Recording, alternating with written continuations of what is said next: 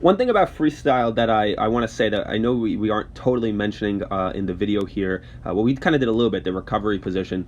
Definitely a much better job in the recovery. I would certainly say way better than when I saw you guys again in person here. In person, we didn't really have the full elbow extending out. We actually saw, a catcher on a stroke here. We actually saw this a lot more consistently with the kind of bent elbow.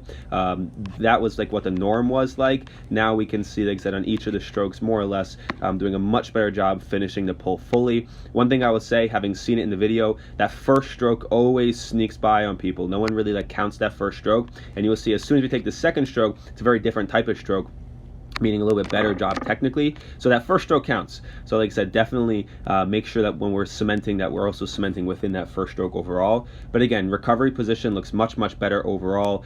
You can certainly see that elbow coming around much straighter as a whole. So I did want to comment on the recovery. That part is good. Keep doing what you've been doing. Ideally a little bit more tensity, but truthfully, especially for how long she's been cementing, like I said, I think in a very good spot for that. We'll talk about the hips and xiphoid kind of stability as a whole next. And I wanted to again come back to this stroke as a reference point. So what I want to really just focus on for this stroke here is just simply going to be the hips and kind of the rotation of the hips. So here we're breathing and we're kind of rotating on our side, and we can kind of see that there's a small little kind of curve in the hips downward that kind of sunk a little bit. They kind of over rotated a little bit too much here. And you will see as we kind of take a stroke as a whole, how the hips kind of will be moving and rotating around a decent amount still. So the hips aren't totally locked down. And if I'm going to go back actually in the beginning of the video, you know, I pretty much right away knew we weren't going to be totally stable because the kick specifically. Now the kick's doing a better job of being underwater, but you can see that the hips or the kick is coming out of the water and we're breaking the surface. And that to me, like I said, definitely tells me a lot about where the hips are at in terms of the consistency. The trickiest thing about the hips is when we breathe. That's when it's like the most awkward to do the hips. That's also when it's the most important time to be pressing the hips. Obviously we have to kind of press the hips consistently throughout the stroke, but again, when we breathe specifically, that's really when you have to press down. And if we kind of were just to pause as a whole, we know we want to be on an up ramp.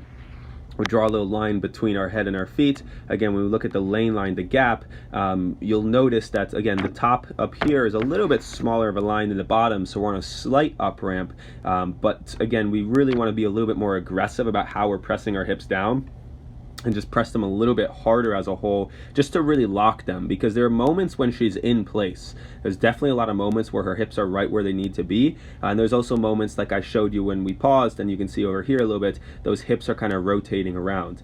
In the book, the hips are written, and let's kind of change color here, as this would be like a 0, this would be a 10, and then we'll go 5 and 5.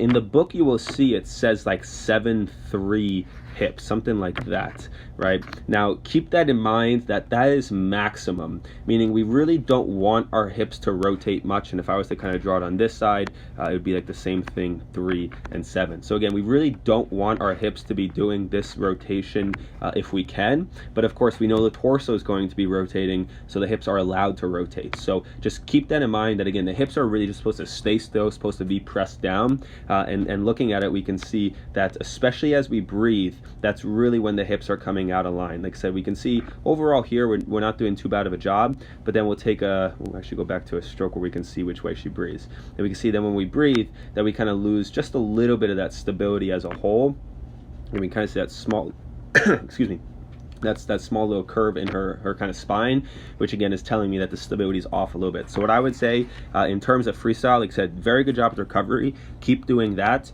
Definitely with the hips, try to kick underwater a little bit more. That's going to help lock the hips down, and especially focus on the breathing strokes to really limit what the hips are doing. Limiting how much you rotate your head will help, because that's going to limit how much you have to rotate your torso, which is going to limit how much the hips rotate. So you can definitely focus on not, picking up your head so much, keeping the one goggle in the water as a whole, and just limiting the rotation. But again, the reality is the focus has to be on the hips as you rotate to breathe, to hold the hips into line and hold them into place, because otherwise the stress of the rotation of the torso is going to cause the hips to pull out, which is going to cause the stability to be out overall. Truthfully, I will say the stability is actually not terrible. It's obviously not ideal, but it's much better again than when we saw each other in person. So I think that there's definitely been a lot of improvements. So I like the recovery. I'm going to say I'm okay with the stability for how much time we've had to cement, but I would also say the breathing strokes is where we can focus a little bit harder on. And again, just as a whole, pressing the legs underwater a little bit more aggressively to get those hips down and holding them down.